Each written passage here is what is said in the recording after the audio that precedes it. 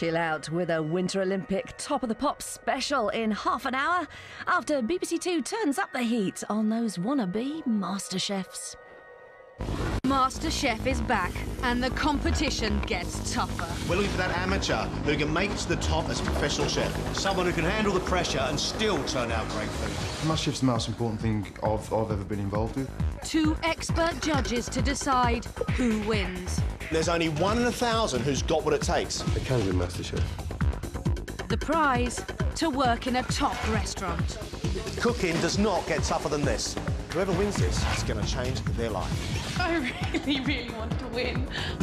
MasterChef is going large.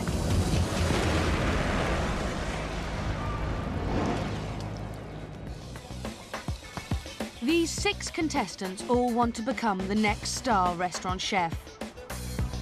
But in this programme, only 1 winner will get through to Friday's quarter-final. They face 3 high-pressure tests. They have to invent a dish from scratch. They have to survive the pace of working in a professional kitchen. 2 green curry chicken, 2 pad thai curry. And they have to wow the judges with their own recipes. That is a sweet tooth person's food. All in just 2 days. We're going to give you 40 minutes to produce for us 1 great plate of food. At the end of this, 3 of you are going home.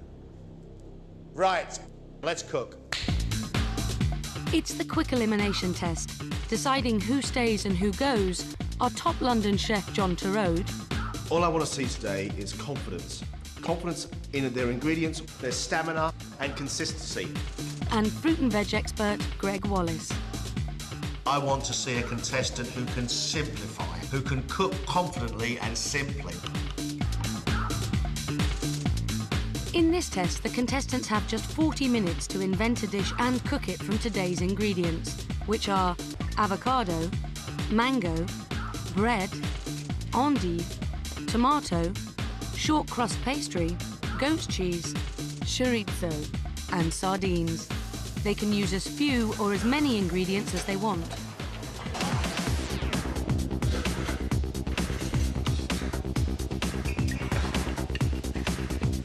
Before having children, Michelle used to work in front of house at a top restaurant. Now she's ready to resume a career in food. What do you do, Michelle, for a living? I'm a full-time mum of 2 children. Fantastic. How old are the kids? One's 2 and the other one's 7 months. Wow, Michelle. You really do have your work cut out. I do, but I love cooking, and every opportunity I'm in the kitchen with my 2-year-old. My children are at an age now that I can actually start doing things for myself, pursuing a career that I had to put on hold.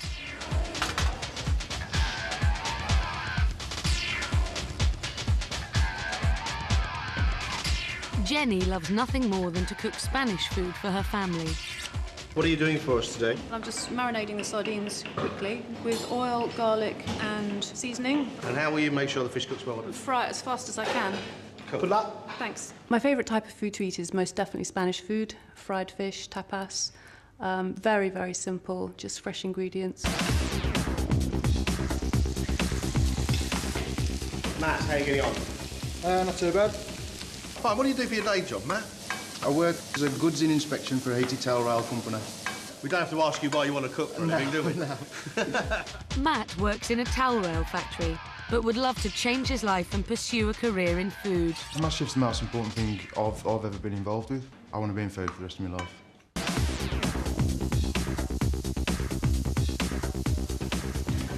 What are you doing for us, Jimmy? Pasta with sauce. It's got the sausage in it with onions, garlic. Why did you choose such a simple thing as just a bowl of pasta, Jimmy? Pasta can be infused whatever flavours you add to it, so it does stop being just a bowl of pasta. Good answer, I like that. Jimmy would like to combine his love of socialising and cooking by opening his own restaurant. I'm a people person. I like people. I like having people around. I like having meals. But I want to like to own my own restaurant where I can impose my kind of cooking on people and make them pay me for it. How you doing, Emma? Pretty good, I think. I'm pretty much... Melly? Yeah. When you were cooking a sardine, you squeezed a piece of mango over the top of it. Well, ideally, I would have had the lemon to give it some real... enthusiastic cook Emma is hoping that MasterChef will help turn her cooking hobby into a career. It's been a passion for so long that I haven't dared to try before, but now this is my best opportunity and I'm going to do it. 15 minutes!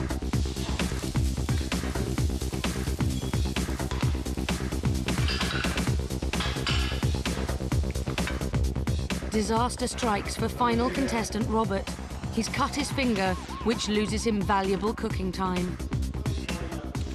Bob? Yes? You've had a couple of accidents, mate, haven't you? Just the one, just the one. Was it just the one bad one? 5 fingers, never only get 4. What other thing?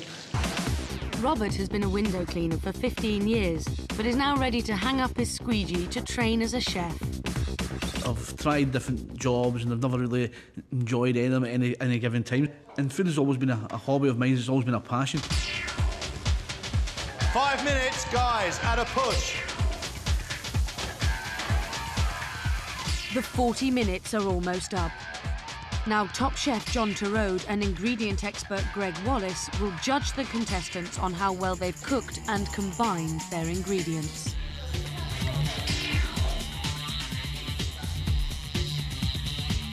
OK, that's it, time's up. All done. Matt's hoping his goat's cheese and onion galette will be his ticket out of the towel rail factory and into a career in food.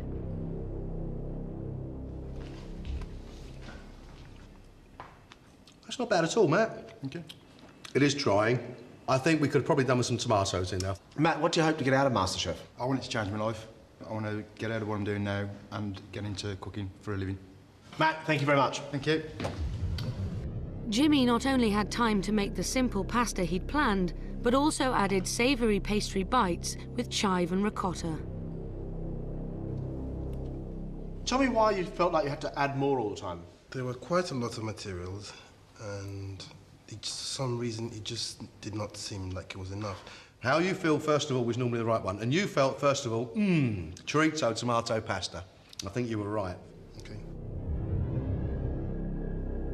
After cutting his finger, Robert had to work fast to turn out his ricotta and red onion pasta with garlic bread. I bet the last time you sliced your finger in a kitchen was probably about 20 years ago. I agree. I think it's a little bit of nerves, and I think that reflects in your food. You used ricotta to make your sauce, but you cooked it. Ricotta is a cooked cheese. It doesn't need to be cooked. It just needs to be stirred through at the last minute. Robert? Thank you, Robert. Thank you. Thank you very much. Jenny has cooked a Mediterranean-style dish of sardines, crostini, endive and red onion salad. You seem to me as if you do know what you're doing. Look, crostini. Lots of oil, they're almost becoming a fried slice.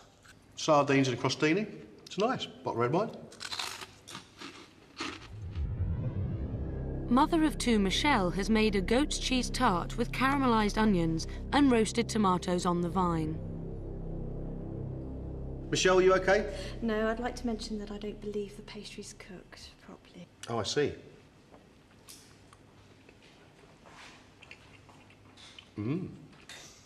Goat's cheese, red onions, pastry. It tastes good. I think you're a bit of a cook. But then, if that's so, why have we got underdone pastry?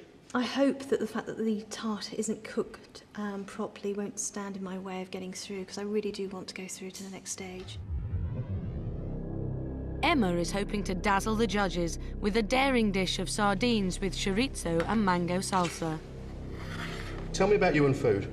It's been a lifelong passion. To be able to say to somebody, you know, here's something I've given all this love and energy and enthusiasm to, and please enjoy it. I've never, ever in my life seen somebody squeeze a mango over a sardine in a fry pan. I want something fruity and sweet. You probably would have been better off using something like tomato. You cook with this flamboyant gay abandon, is probably what I will call it. I'm sorry, Emma. Mango and chorizo don't go together. The tasting is over. The contestants now have a nervous wait while the judges make their decision. Jimmy and Robert are completely out their depth. And although they might be great cooks in a few years' time, right now it's very, very messy. And I don't want to see that sort of food in the competition. OK, look, We know that Robert lost his nerve and didn't deliver. Like the guy, though, I hope he keeps on cooking. I really do. Jimmy needs to get some classic background. He needs to know his techniques first.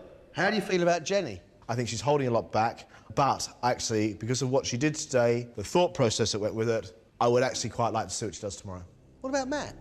Matt is an interesting character. I like Matt's energy, though. I like the fact that he's actually quite confident and he knew what he was doing. And because of that, he will survive a pro kitchen. Robert and Jimmy are out. Jenny and Matt are both in. So now the judges must decide between Emma and Michelle.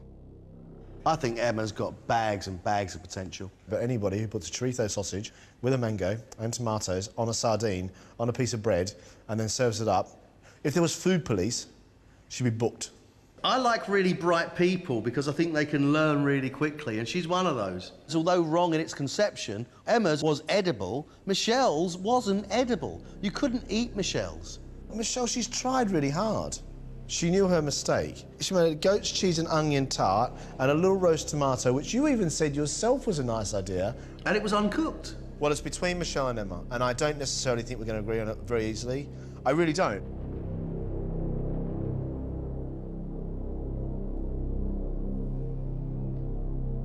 Three of you are going home, and 3 of you are staying with us.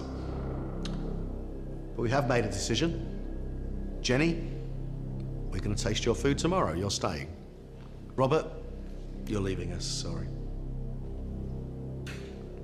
Jimmy, you're leaving us. Thank you. Matt, you're staying with us. Well done, Matt. Michelle, Emma. Emma, you're staying. Unlucky, Michelle. Well done. I was not expecting that.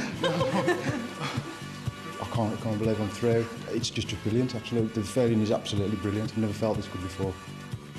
I'm determined to prove to them that they made the right decision today, and I can hopefully go all the way. I'm just stunned. I'm delighted. I'm so shocked, and now I'm really nervous about tomorrow. It's celebration time tonight, but tomorrow the pressure is on as they face 2 more daunting tests.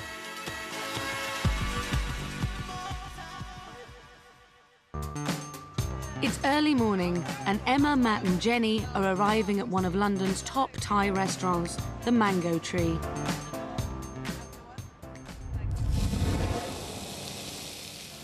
Morning. My name's Mark. I'm the corporate head chef at Mango Tree. They meet Welcome. their new judge, head chef Mark. Hope you've come prepared for a busy day. The restaurant is expecting over 120 people for lunch, and the contestants will be cooking the restaurant's most popular dishes: pad thai noodles, chicken satay, and green chicken curry.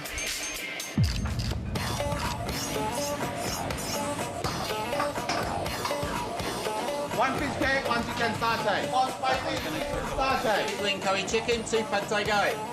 The orders are already coming in. Okay, let's pull them out. Let's have a look. Are they cooked? I think they're okay. Don't think, be sure. Family cook Jenny focuses hard to make sure she doesn't slip up. Satay. She works steadily through the service and keeps the chicken satays coming. Okay, very good. And this is amazing seeing behind the scenes. I tell you, I've got so much respect for them now. It's fantastic. It's really exciting. Pad thai gai, please. 1 green curry chicken away, please, Emma. Yes, chef. About 40 seconds. Emma's enthusiasm at being in a pro kitchen leads to her rushing in and making mistakes. Just calm down a little bit when it comes to doing the cooking. Okay, it's not a race. But she settles down to producing one good dish after another.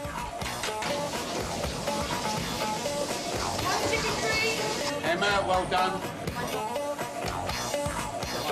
The heat of this kitchen is really difficult, but it's actually adds to the excitement and adds to the buzz of it all. It's amazing and it's exciting. I want more. Thank you. The girls have found their groove, but Matt is overwhelmed by the pace of the kitchen. Next ingredient. He's finding it hard to master his wok technique. All right, get it on a plate, just scorching it. Why is that a small portion? an express portion? No, because half of it landed in the bottom of the pan there. When you cook, you try and serve the whole portion. So I've never done this before, and it's really difficult, and it's like cooking on a jet engine. Service is winding down, so head chef Mark meets John and Greg to let them know which of the 3 contestants has lived up to his exacting standards. Did Emma shine today? Emma came in probably the most positive of all 3 of them. She concentrated and she did improve. She would probably have to calm down a little bit. I think she wants to run before she can walk. How do you think Matt went today? I found him just a little bit too over-anxious. He seemed to be tossing a lot of the food out of the wok rather than around the wok. What about Jenny? Jenny I thought was good. She was more consistent. She kind of came in and had the same level right across the board. But I saw more of a commitment level from Emma because she was the one that was improving during the day. If you had to employ one of them tomorrow, which one would it be and why? If I had to employ one of them, it would be Emma, because she shows that bit of a spark. Now they're straight back to MasterChef HQ to cook their best 2-course meal. On day 1, Emma's ingredients clashed, but her enthusiasm won the judges over and helped her excel in the professional kitchen. Jenny impressed the judges with her technical ability, but now needs to prove her commitment to changing her life. After going to pieces in the pro kitchen, Matt has the most catching up to do if he's to get over this last hurdle. It's the final test.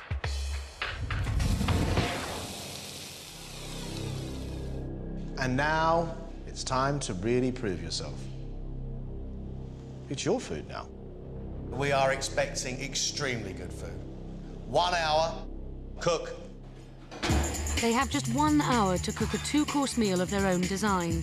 The judges are looking for imaginative dishes, well executed and well presented. Only one will win a place in Friday's quarter-final. Jenny is sticking to the Spanish ingredients she loves by cooking a tapas menu for John and Greg. And what have we got? Pan-roasted quail in fino sauce with shallots, oven potatoes, which have been parboiled in garlic. Tried to make a menu that kind of summed up the kind of cooking I really love, and obviously that's part of my personality. We do have an Iberian theme running through this, don't we? It's very nice. We do. I hoped it wasn't too kind of gimmicky. That was my reservation slightly. I don't think cooking with the classic cuisine can be called gimmicky. I've stuck my nose over that rice pudding and it smells stunningly good. The rice pudding, I think, is really interesting. It's going to be very sweet. Matt knows he has to pull out all the stops with his menu, so he's cooking a very unusual pudding of chocolate and beetroot cheesecake. Matt, that is fascinating. What is that? It's a chocolate and beetroot baked cheesecake. That's different. It is different, yeah. The actual chocolate and beetroot cake is an old 19th century American recipe. I have never, ever seen anybody make a cheesecake with beetroot and chocolate. And our main is what? It's a duck breast stuffed with mortier sausage, which is like a Spanish blood sausage, like... A boulon noir? A black pudding? Yeah, that's it, yeah. It's either going to be unbelievable or unbelievable. Beetroot and chocolate cheesecake. I can't wait. Wow. I can't wait to try that. It might be amazing. And if it is amazing, we may find our winner. You have 20 minutes left. 20 minutes. Emma's throwing all her energy into a goat's cheese tart with a red pepper sauce and a hearty pumpkin risotto. Do you think that what you're cooking today will tell me that actually you are a good cook and not somebody who just likes to experiment? It's not chorizo and mango. This is what I want to show you. These are my favourites. This is, I think, a reasonable balance. You get through the next round. What do we get to see then?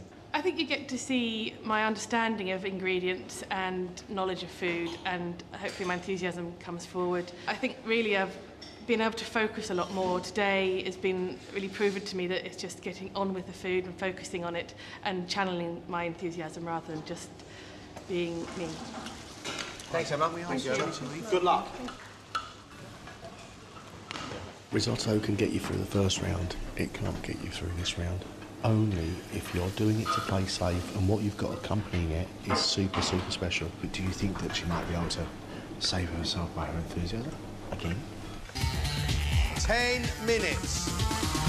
The hour is almost up, and then it's time for John and Greg to judge which of the contestants is worthy of a place in Friday's quarter-final.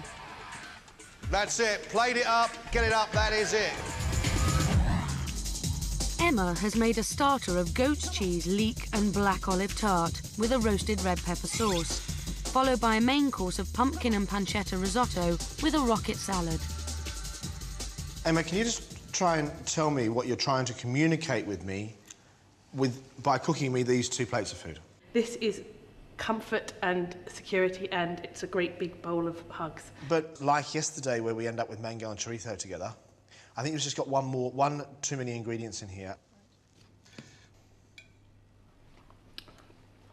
It's tasty, but honestly, take one ingredient out and trust me, it will make feel so much better.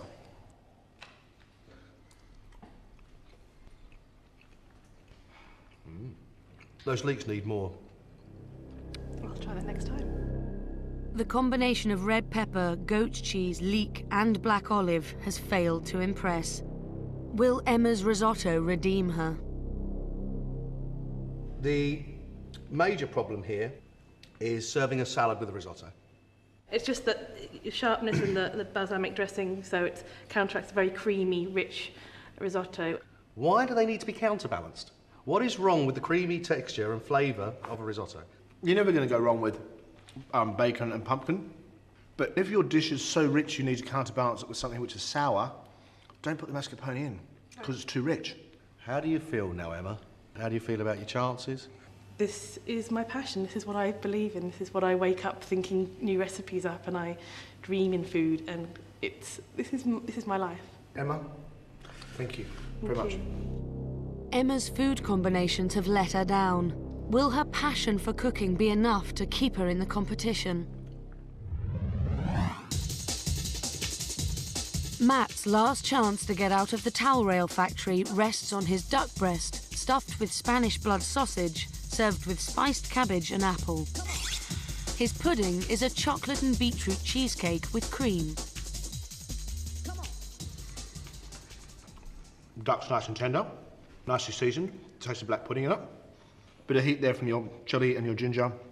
I quite like the red cabbage. I don't know if you need the apple in it. I like the flavour of duck, and I was scared about the blood sausage going in there, but you know, it's nice. Sauce isn't just to give flavour, it's actually to make something more moist, and there's not enough sauce there. And a bright blood red splatter. It looks like someone's just shot the duck. It's not the most attractive. So don't go over the top with the decoration. The duck has been a hit, but will Matt's inventive chocolate and beetroot cheesecake have the same success? I've got the chocolate, and I've got another flavour there, which is probably the beetroot, but I can't taste it. The texture's good, the flavour of the chocolate's good, the beetroot for me doesn't deliver, and I sort of, in here, I sort of want something else. Can't we have some brandied cherries in there or something, please? Brandy beetroot? The reason the beetroot's in there is so that you can surprise people and say this is beetroot. Yeah. And actually, it does nothing for the flavour whatsoever. Well, it adds something to the flavour of the chocolate, but nobody's sure exactly what. You're happy with it because you've managed to disguise beetroot in it, and to you, that's what makes you happy. Would you be more impressed if you'd managed to disguise a pilchard in it? Yeah, I would actually. No, I wouldn't. No, I understand what you're saying, yeah. The judges doubt Matt's technical ability, but will his inventive food be enough to get him through? Jenny has made a tapas-style menu of roasted quail with Fino sherry, lemon and red onion roasted potatoes, and French beans. This is followed by a rice pudding with sherry and sultanas. French beans with salt and butter? Yes. Sweetness of a bean and saltness of the butter. Nice. Potatoes and onions. Yes. Flavour of garlic, sweetness of the onions, nice potatoes. Great. Quail. I think the quail's delicious. I think the sauce is good. I think it works really well together. I find it a bit greasy, but I think it's very good. Well, what I taste there is the alcohol from the... Fino. And that's strong, but I like that. I do like that. It's thumbs up for the tapas. But how will the judges rate Jenny's sherry and sultana rice pudding? I really, really like that. And to get a little bit of fruity raisin every third bite as well is delight. Wow. That is a sweet tooth person's pud, for sure. I'm still not convinced why you want to do it. Why do you want to involve yourself in a harsh and difficult competition? I don't want to run a restaurant. What I want to do is work with food in a way that I can put all my passion into it, but in a way that doesn't compromise too much how I now live, which is putting my family first. Okay.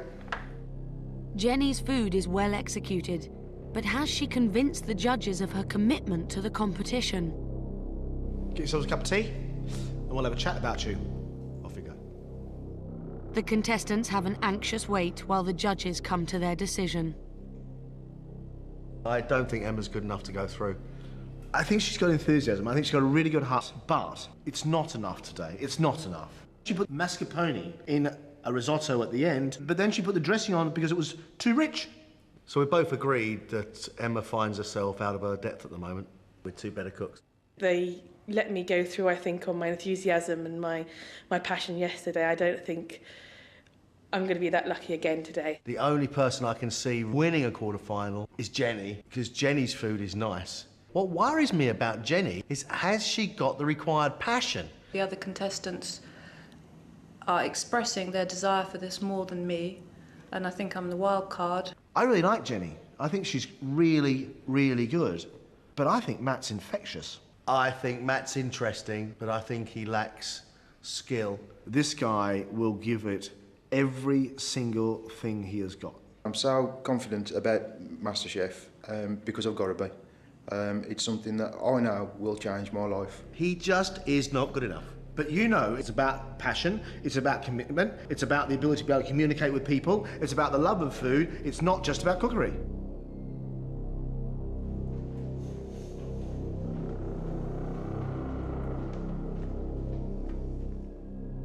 Unfortunately, we've got to say goodbye to two of you, but we do have one quarter-finalist.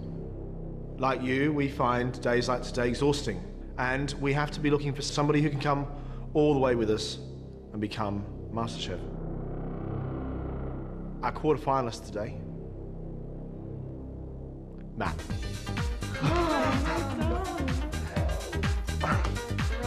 I've had the best time of my life so far, and I'm looking forward to having an even better time. I can't wait. It won't knock my passion.